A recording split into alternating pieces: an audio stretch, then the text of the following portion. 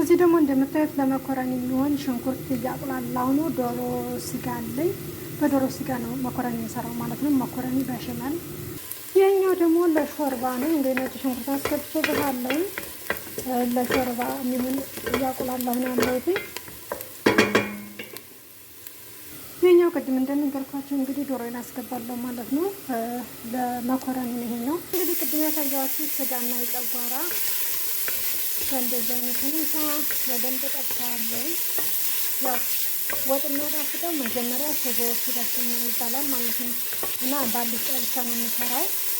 በቀይ ያላረግበትም ሰውዬው ሰልሰ ብዙም ስለማይወዱ በአልጫ ነው የሚሰራው። ከዚህኛው ደግሞ እንግዲህ የመኮረኒ ስጎ እየሰራሁ ነው። እንግዲህ እንደምታዩት እዚህ ደግሞ ዶሮ የሚል እያቁላላሁ ነው ያለሁት።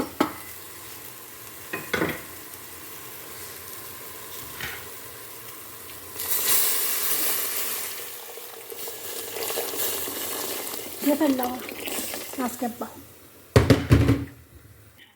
ዋው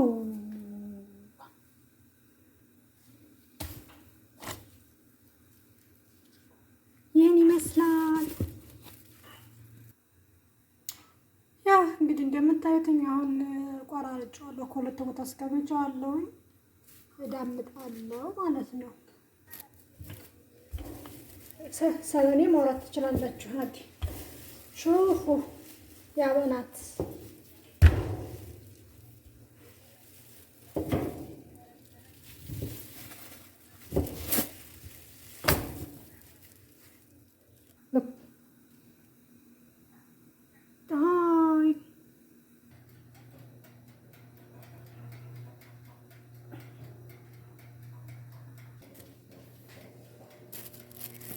ያው እንደምታዩት እንግዲህ የስምስምና ያኛውን ፈጣሪ ሰርቼ ጨርሻለሁ። እዚህ ደግሞ መኮረኒ እየሰራው ስለሆነ የሰልሰውን ኪሽራው ማለት ነው እሱን አድርጌለው። ከዛ ደግሞ ዶሮ ትንሽዬ አድርግበታለሁ ታቹን ማለት ነው።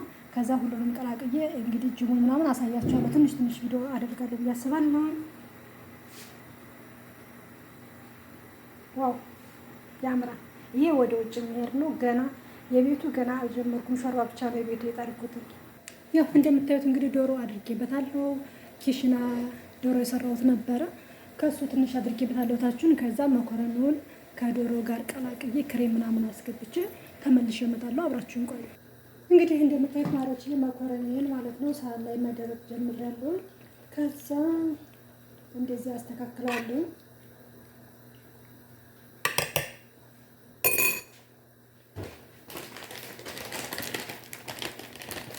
አሁን ላይ ትንሽ ጅሉን አድርግበታለሁ ማለት ነው።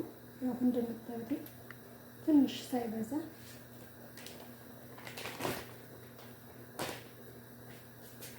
ከዛ አሁን የቀረኝን መኮረኒ ደግሞ እላዩ ላይ አደርጋለሁ ማለት ነው።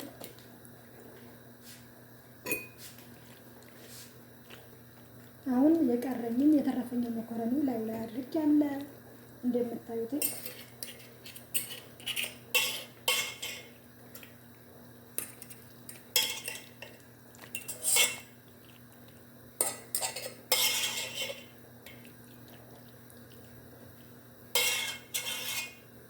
ትወዱታላችሁ ብዬ አስባለሁ።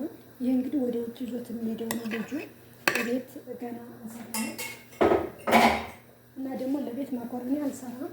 ሌሎች ነገሮች ለመስራት አስቤያለሁ።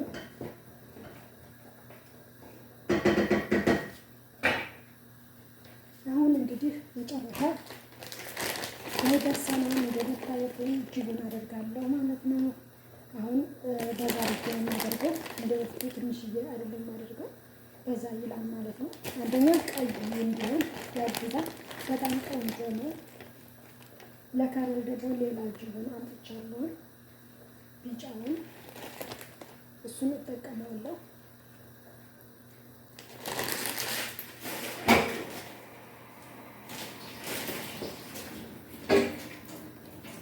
ይቅርታ ስለቸኮሉኝ ገጭብኝ እያረፈባችሁ ነው። ይቅርታ ይደረግልኝ።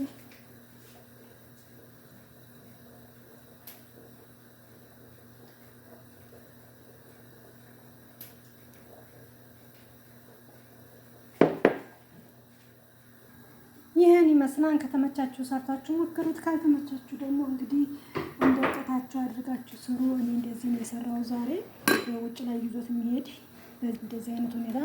ከዛ ተመልሼ ደግሞ እንግዲህ ለቤት ክብዳ ምናምን እሰራለሁ። እንግዲህ እንደምታዩት አብስዬ ጨርሻለሁ። ለትንሽ ደቂቃ እዚሁ ፍሩን ውስጥ አስቀምጠዋለሁ ማለት ነው።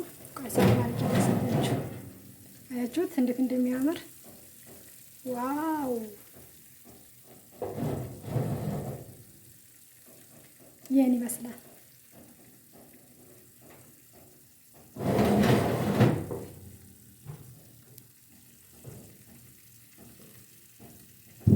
ውዶችዬ እንግዲህ እንደምታዩት አውጥቻለሁ። እዚህ ደግሞ ጋዝ ድር አዘጋጅቻለሁ።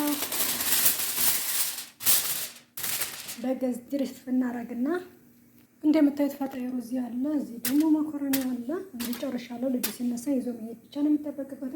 እኔ ስራዬን ጨርሻለሁ። ዳይ ወደ ፍጡር። አሁን እዚህ ቤት ውስጥ የሚበላውን መስራት አለብኝ ማለት ነው።